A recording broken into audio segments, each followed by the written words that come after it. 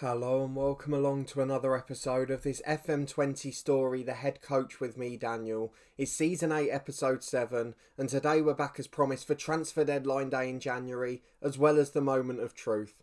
It's Burnley v Salford City, the club we left to come here. Let's find out if we made the right decision.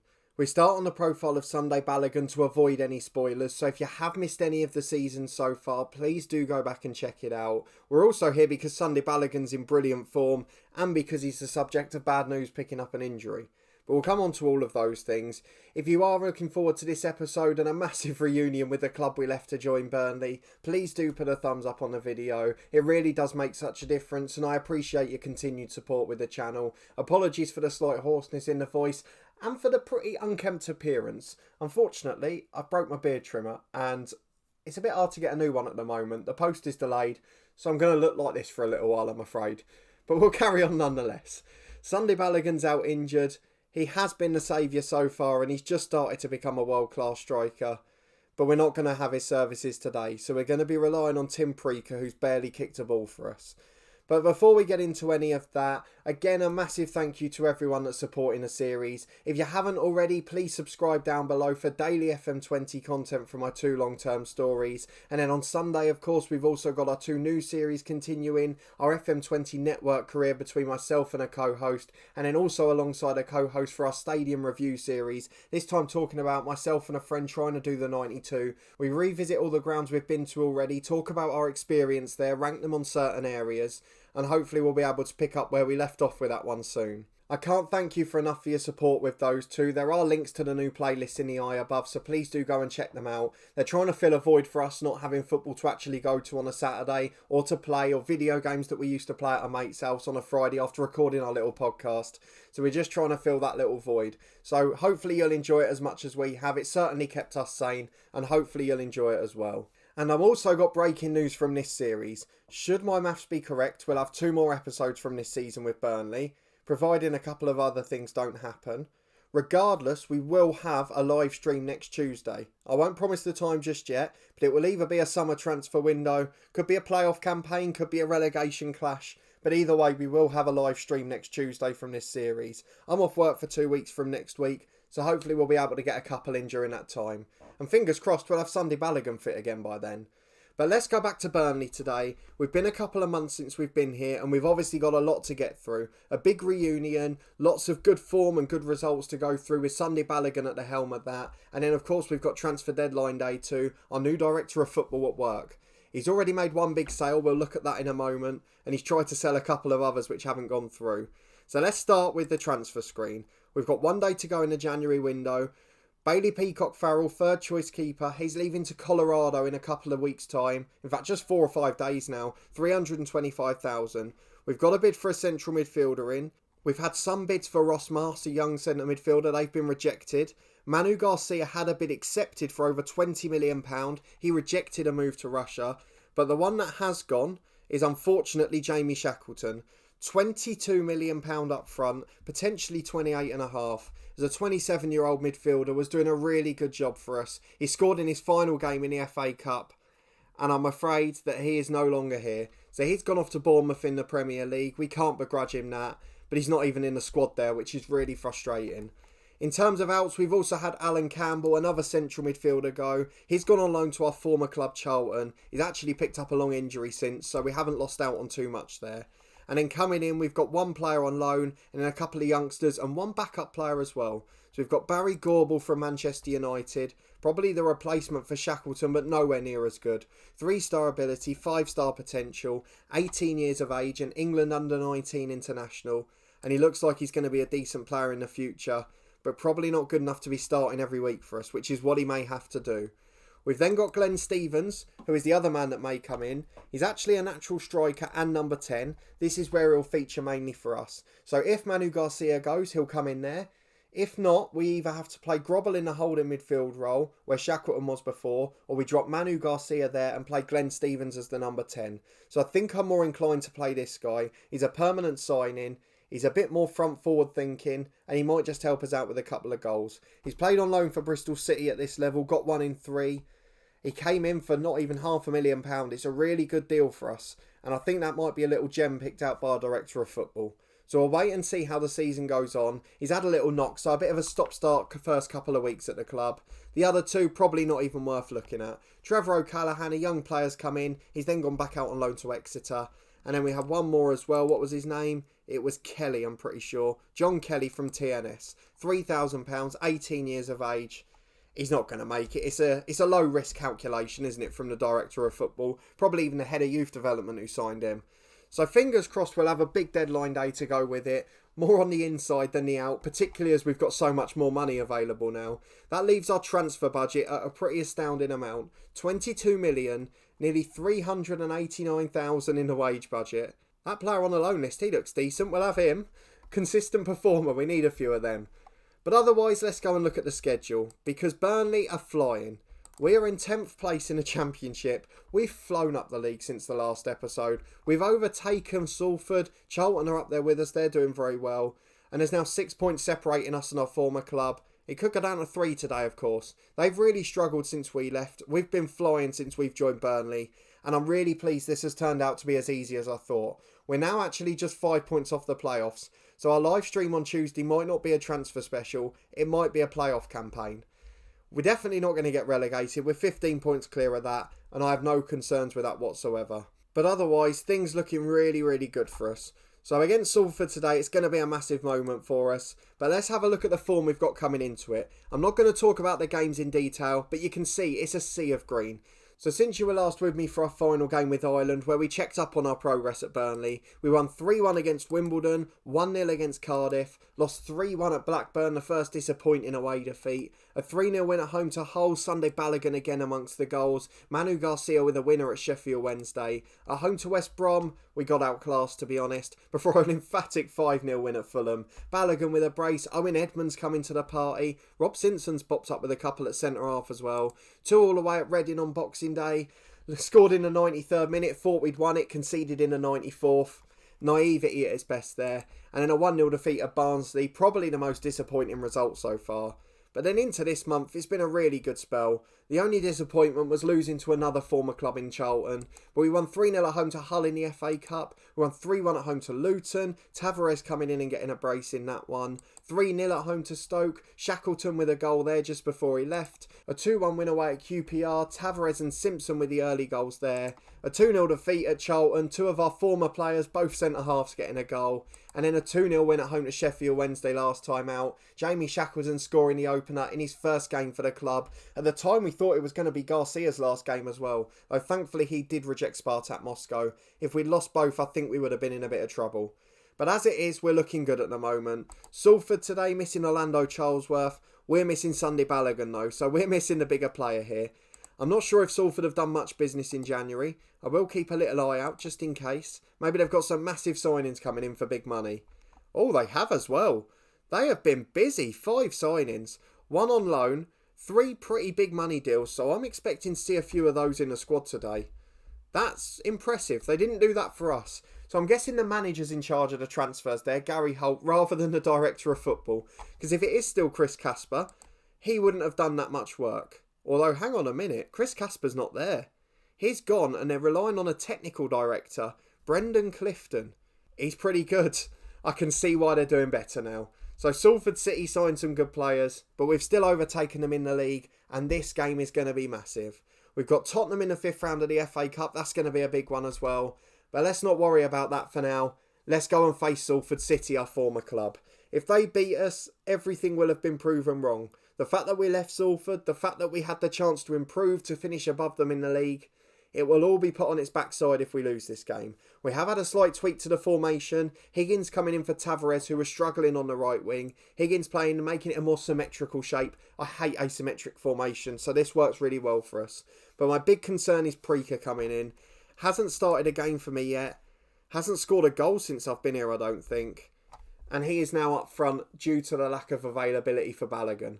What it does mean is we've got Summerskill in goal, Furlong and Cobble at the fullbacks with Majas and Simpson in the middle. We've got Higgins and Edmonds on the wings, Manu Garcia in central midfield alongside Gallagher, and the new signing Gobble, who I think I called Gobble earlier on, coming in as the number 10. Not quite as strong as Shackleton, definitely a weakness in the team. And we've lost that partnership up front too, as it's Preaker rather than Sunday Balogun.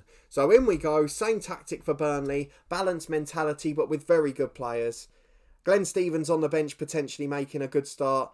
Let's see if we can get into it and get a win. Here we go then, 4-2-3-1 for Salford. Are any of the new signings in the team? So this Fellows in central midfield, he's the only one I think.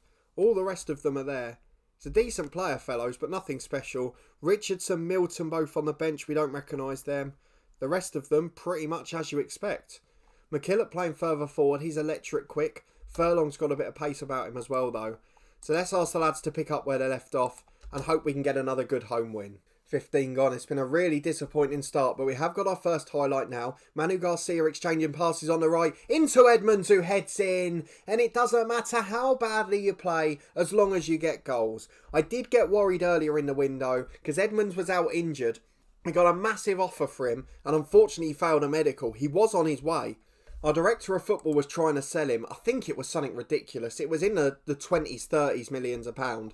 But he's a youngster who came through at the club and we really want him to stay here. He's starting to bang in goals for fun. He's starting to get assists and he's given us the lead in this one with our only shot on target. Edmonds is the hero and he's proven us right so far. The half-time whistle has gone. We've seen one highlight in the whole game. Probably a good thing because transfer deadline day I would imagine is going to be action-packed. So we could do with a short game with not many highlights. But as it stands, Preaker's had an awful game. We're playing him as the advanced forward so it fits into our shape. Do you know what? I'm going to put him in his favoured role and give him a fair chance. So in the second half, he'll be a complete forward. We have still got Chris Wood on the bench, who's announced his retirement at the end of this season. Higgins with a corner though. Let's pause that thought. Simpson flicks on. Furlong heads in. 2 highlights, 2 goals. And after 46 minutes, we lead our former club Salford 2-0. That is exactly what we needed. Salford City being put to the sword. And we are chasing the playoffs at speed here. It might be that our live stream's delayed to Thursday so we can get through the playoffs. But as it stands, things looking very good. And they've even taken Archie Dixon off. Why on earth would they take him off? That seems bizarre. It's been a quiet game for us, but we're not complaining. This is exactly what we needed. 20 minutes to go. We've only seen the 2 goals. We've seen nothing else at all. We have got key highlights on, but we're not seeing them. So let's see what subs we can make here. I've been trying to bring on some of the younger lads generally, but this one isn't going to be an opportunity for that. Can Gobble play as a box-to-box midfielder? He's not bad. In fact, we'll play him as a Mazzala. That'll work better. So Mazzala on support. Gallagher's going to be replaced by Glenn Stevens, who we of course want to get game time to up there. He's going to be an advanced playmaker on attack. In fact, Gobble can come off as well. Ross Marsh can come on. He's a central midfielder on support. And then the other young one we've been trying to bring on is this right back. Luakima, who's a decent young player, but Furlong's had a good game and got a goal. So I don't really want to press with that at the moment. I think I'm going to give Chris Wood a chance, but I will give it 5 more minutes. I feel bad because he's probably near the appearance record for Burnley, and we've barely given him a chance. He is declining heavily. He's not really good enough for the top level now. But for the last 10, I will just bring him on. So Chris Wood on for Preaker. What does he want to be? He can be a poacher. That'll suit him well. Let's get him as a poacher on attack. And let's just make sure we see out the game comfortably. Salford just had the first shot on target, but again, not worthy of a highlight. And this game could not have been more perfect. We've got key highlights on, and we've only seen the 2 goals. 2 highlights, 2 goals, and a 2-0 win for Burnley. Exactly what we needed. What a start to the episode that is. Let's hope deadline day's as efficient as that. The lads are delighted. We win again. I think it said that was taking us up to 9th place in the championship. So let's just go and make sure we are there. Let's see how the other side's got on, whether we're within 4 or 5 points still. Things looking really good at the moment. I mean, the form's been incredible. This club has been as easy to manage as I expected. The team has been as strong as I expected. Even with injuries, we've still got goals coming from midfield or defence, set pieces, wherever it may be. They're just a joy to manage. And we said it will be our easiest ever task in FM to keep them up. And it has proven to be exactly that. I mean, how on earth a manager got them into the bottom 3, I don't know. I really will never know. And we have got really lucky with this job. So we get one over on Salford. Stevens makes his Burnley debut, as does Gobble in midfield. Mayhass is really struggling physically. I've been trying to send him on little holidays now and then. I think I might do so for the FA Cup tie. But we need a centre-half. It's the only position we needed, and it's the only one we haven't improved. So hopefully deadline day will help that. And after 20 games in charge, we are lifting Burnley. Fresh confidence, a good tactical approach. The early campaign form was poor, but we have managed to get them on course for the campaign. We're up to 9th place. 4 points now separate us in the playoffs. This is going to be a fantastic end to the season. Let's hope we're equipped well for it. Deadline day is coming next. We'll be back in a moment with all the action. Here we go then. Monday the 1st of February. It is transfer deadline day. The window closes at 11 p.m. Let's let our director of football get to work. We'll take part and be back as the action goes on. There is one bit of news already. Cincinnati have made an offer for Manafa, who was our third choice fullback. He's going. He's 32. He's not quite what he once was. And he's nowhere near the squad for us. So he may be off for $1.5 million. And it's another 20 grand off the wage bill as well. So we'll wait and see what happens with that one. But we'll be back throughout the day as the news comes in. Well, lots of good news to start transfer deadline day, eh? Ross Marsh has rejected a new contract as a fringe player on 1.8 grand a week. I mean, my idea for the rest of the season, particularly if we don't get a replacement for Shackleton, is probably that he'll make a lot more appearances off the bench. He's one of those who can help see out a game in the holding role. And we could probably do with getting more youngsters in the squad. Manafa is on his way to Cincinnati. He's gone for $1.5 million. Stephen Walker, a former player, has gone from Fleetwood to somewhere abroad. Portuguese league he's moved to. We get 45,000 for that, do we? Oh no, we get 3.58 thousand. Oh, 20% of the profit as well. So another 25 grand there. Little bits. We've had a bid rejected for Ross Marsh. 10.5 million. I mean, he's a decent youngster, but 10.5 million's a lot of money. And I would argue that we're not far away from him probably getting accepted for that. He is training well, but I'd be surprised if he's here at the end of the day. Conor Gallagher's learning a new trait. Good to see from a player in his late 20s. Rob Simpson, back up for January Young Player of the Month. Lots of good signs on the pitch. Off it, no real positive action coming in yet. Well, we've got another out, and we've got our first offer of the day. So a young right winger, I say young, 24 years of age, Hossein Zamani's going out on loan to Adu Den Haag. Now he's actually a decent player and we quite like to have him about, but he's got this permit problem. So he can't actually play senior league matches because he's got an under 23 permit. He would maybe just make the bench for some games, but as it is, that's not the case. So he's going out on loan to Holland. Hopefully he'll stay there, he'll get his experience, and then he'll be able to get a contract here. If not, he's got somewhere he can move on. They're paying all of his wages, so another 8 grand a week off the wage bill. And we've made an offer for someone called Robinson. Cross your fingers this is a good one. Oh, that's not a bad option. £500,000, another budget signing after a big sale. I like the fact that he's a natural centre-half and central midfielder. We need backup at centre-half. At the moment, Ross Marsh is the first backup and Darnell Furlong the right back. Neither of them very good there. I mean, this guy's not much better there, but he's 21 years of age and I bet he's got improvement in him. 4-star potential. This could be a little gem out the bag. He just says he's a consistent performer as well. He's got a brilliant personality. He's been playing a full season in League One with Huddersfield. I think that could be a wonderful bit of business. So Neil Dusnip might be producing some magic here. Robinson coming in for £500,000. We've just got to see if he accepts the contract. First signing of the day is done. It is a bid that went in before deadline day. It's a bigger replacement as well. £4.5 million, Jandro Orellana. He's a 26-year-old defensive midfielder. Comes in from Torino. Has played for the likes of Bordeaux. Came through at Barcelona. Played for Cologne. Went for 11 million to there. I mean, what is going on here? Manu Garcia is going to welcome him. He's very happy to do that. And for £4.5 million, we've got our replacement for Shackleton. And he looks pretty much every bit just as good. If we do somehow sneak into the Premier League via the playoffs this year, he'll be able to play as a holding midfielder, which will be the shape we would deploy. And I tell you what, he's almost as good as Shackleton. He's earning a tiny bit less per week, and we got him in for a sixth of the price. I mean, that is a brilliant deal. Well done, Neil Dusnip. What a director of football he is. And that guy is going to be a first team player. The fans are quite happy with the signing. He's only given him a contract as a squad player. In that case, he must be hoping to sign some absolute world-class stars because this guy is going to be involved. Capable for Spain, played in the under-20s, and he is going straight into our squad for the next game. Let's skip ahead through deadline day and see if we've got any more gems to come. I mean, I'm smiling already. Isn't it refreshing to have a director of football that does things properly? Craig Robinson from Huddersfield, almost immediately after straight in. Just 20 minutes between the deals. 475,000, 2 deals on the go at once, 7.5 grand a week again as a squad player, and he's 3-star ability already. Yes, we've got a lot of central midfielders now, but you've seen already, if we get a big offer for Marsh or Garcia, it just allows him to sell one now. Hopefully Marsh rather than Garcia. He can play centre-half naturally, it gives us a backup in that position, and again, off the bench we'll try and get him football. He's so versatile, he's a good young player, and with a good personality like he's got, I've got a feeling he could become a superstar. So we'll get him working with some of the strong personalities, and fingers crossed later down the line, we're going to have an absolute gem on our hands for $500,000. Well, we've come back at 1:15 and there's suddenly 16 messages. I can see he's made an offer for someone, which is exciting me. Now, I don't know if you remember this guy when we joined the club. He was the young keeper who was unhappy and refusing to sign a deal. He's out of contract at the end of the season. Actually, now knowing that our first choice keeper's a Burnley youth product as well, I'm not so worried about this guy. And it seems that neither is Neil Dewsnip, because he has accepted offers of £77,000. In fact, it's Jonathan Pepper, the head of youth development. Another great name.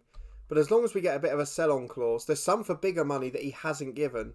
So I'm interested to see what happens with these. There are all the offers for Wild. Loads of them rejected, a few accepted. Is there anything else going on here?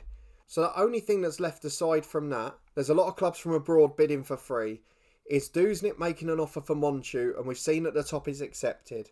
So basically, I'm just crossing my fingers that this is a good centre-half. It's not. It's another central midfielder, and I'm not quite sure why he's signing yet another one. So £10 million, this is a big money deal as well. From Real Hispalis over in Spain. Monchu, 3.5-star ability, 3.5 potential, 27 years of age. I'm actually not sure we need this guy. I mean, I'm not going to complain. He can play very well in that role and the number 10 position. But I don't think we need Monchu this season. The only reason he would be coming in is if he's planning to sell Garcia. He's offered him 30 grand a week. So I guess we just have to wait and see what happens. Well, the first bit of news of the day, which I'm not actually too sure about, and that is the signing of Monchu. It's a £10 million deal, the first big investment we've seen from our director of football. He's got his work permit, he's got a 3.5-year deal, and to be fair, the wage isn't bad at 30 grand a week. He is possibly slightly better than Orellana, and I can now see why he's marked as an important player, but it does mean that Conor Gallagher will drop out the squad because it gives us 3 better midfielders. So it's not bad in that sense because Gallagher's been in horrible form for us, the only one of our squad that has. But Monchu has joined the club. He's already worth more than 10 million, so maybe I'm being harsh on the director of football. I guess it's just because I've seen similar players coming in for a half the price before that I'm a little bit more concerned about it. But Monchu is the next man in at the club. Let's see if there's one more gem to go on deadline day. Well, just a few minutes later, Kevin Wild, the goalkeeper, has gone. Just under 100 grand to Bournemouth. Better than nothing, isn't it? He wasn't ever going to be first choice here, let's be honest, because we've still got Summerskill who signed a new deal. So it's not a disaster. But let's move on. Well, we're back. There seems to be a few offers to loan out Ross Marsh. He's accepted a couple of them, so good luck to him. But we've got another offer. 5 3/4 hours to go. Please be a central defender, and whatever you do, we don't need any more centre mids. It's a central defender. This director of football. Take a bow, Neil Dewsnip. You are the man. I absolutely love this guy already. We've gone straight from our worst director of football to the best, and he is making Chris Casper look like a mug. £2.6 million.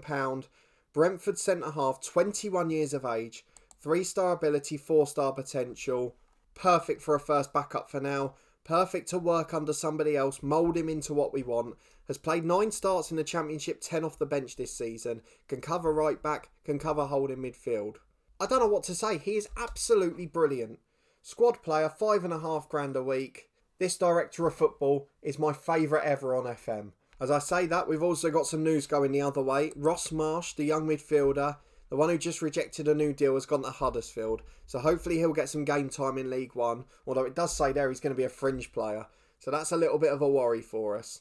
But to be honest, with the deals coming in, at the moment, Dewsnip can be forgiven for that one. 6:45. Rod Coleman has joined the club from Brentford. 2.5 million, 5.5 grand a week. Exactly where we needed cover at centre-half. Third choice you can see, just behind Majas and Simpson. Craig Robinson, the other new signing there, as 4th choice. I mean, it's absolutely perfect, the targeted deals he's made this year. I was really worried when he sold Shackleton. I was even more worried when he accepted the bid for Garcia. But I can see exactly what he's doing now. Brilliant signings, he's making a profit in the transfer window, and overall he is improving our squad drastically. The one area we needed depth today is sorted, and I can sleep easy if nothing else happens. You are an absolute legend, our director of football. This is what this save should be like. Well, due to the efficiency of our director of football, we've had a really quiet end to transfer deadline day. Just as I'd like to have. We were in bed tucked up at 7 o'clock, knowing nothing else was going to happen, and everything's looking rosy. We've got the 9th busiest wage expenditure in the league, but we've improved the squad drastically to get there, and we've made a huge profit in the transfer window. We had the biggest sale of any championship side. Jamie Shackleton, 22 million to Bournemouth, more to come in the future. We'll do a very quick roundup in a moment. Let's go to the transfer screen because there's a couple of other bits to happen, don't forget. Bailey Peacock Farrell will be leaving in 3 days' time. He's going to Colorado for 325 grand. So that's 6 more grand off the wage bill for our third choice keeper. We've then got Wilson Manafa leaving in 2 days as well. He's going to Cincinnati. I'm presuming he's going to be a left back there looking at the deal above. £1.5 million. Decent player, solid enough, but at 32 was only going to go one way. 20 grand off the wage bill. Brilliant work. Corentin Luakima, the sub right back who was behind Furlong and Sterling in the rankings, he's going to Cincinnati as well by the looks of it. About 11 grand a week being paid by them. It looks like he's on his way. So that could be 3 players off the wage bill, £36,000. You've got to bear that sort of thing in mind. Ross Marsh has gone on loan. Sebastian Millet is another one. He's been linked with Philadelphia. He's in the under-23s and again hasn't got a permit to play senior matches. So that could be another 3.5 grand. So we are essentially talking 40,000 a week off the wage bill to come, which when you take into consideration we were 9th there, that would put us back down with Brentford in 10th. And ironically, we signed a player from Brentford. The transfer deadline day was brilliant. Jandro Orellana, pre-agreed, came in from Torino for £4.5 million. Fantastic signing in central midfield. Good solid backup in both positions. We then move on to our second signing of deadline day. That man was a bit of a younger prospect, Craig Robinson, £475,000 from League One Huddersfield. Backup central midfielder, backup centre half. Allowed Ross Marsh to go out on loan. Perfect signing across the board. Cheap as chips, low wages, everything we could have asked for. Then the one we were a bit worried about, £10 million on Monchu. £30,000 a week, direct replacement for Shackleton, and he looks like an absolute superstar. I've underrated our director of football for that deal. And then finally, just as we were getting that little bit tetchy about centre-half, Rod Coleman comes in from Brentford. 21 years old, £2.5 million, really low wage and really big potential. The combination you love. Low wage, big potential. You are a legend, director of football. This is how this save should work. We are definitely on track and have made the right move. Marsh and Zamani go out on loan. We've agreed 2 deals which will happen in a couple of days. He has been busy, our director of football. He's been efficient and he's worked exactly how we like him to. He'd already made his profit by selling Shackleton. So we spent on total on deadline day, what's that, about 18, 19 million pounds. Over the whole window it's about 20. And getting in 22 million just for Shackleton, with a couple more to come as those American deals go through. Neil Dewsnip is the hero we've been looking for, and this playoff push is gonna go on a charge now. We're in brilliant form. We of course beat Salford earlier in the episode, and we are now in touching distance of those playoff places. So if you did enjoy the episode and that brilliant transfer deadline day, please do put a thumbs up on the video. I can't remember the last transfer window I finished a very happy bunny. This director of football's something special, I'm telling you.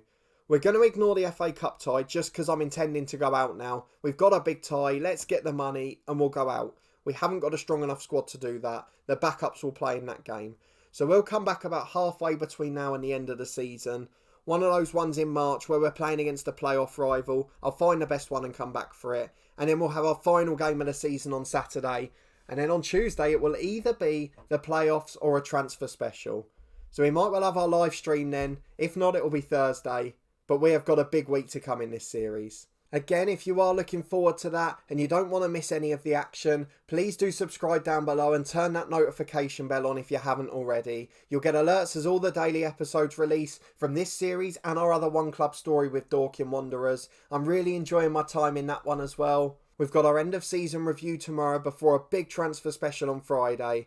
And that series is in a great spot as well. I'm absolutely loving making the content at the moment. It seems to have improved greatly the last couple of months. I'm able to take more time and the feedback has been really positive. So thank you so much for your support. Again, as I mentioned, we've got our 2 new series continuing on Sunday. Our FM20 network career, which is 2 episodes in, and our stadium review series, which is 3 episodes in. Please do catch up with them in the eye above and give them a try. I really do appreciate it, and get involved as well. Let me know what you think. I want to make as much new content and as much good content as possible for this channel, and I'd love to get your feedback on all of it along the way.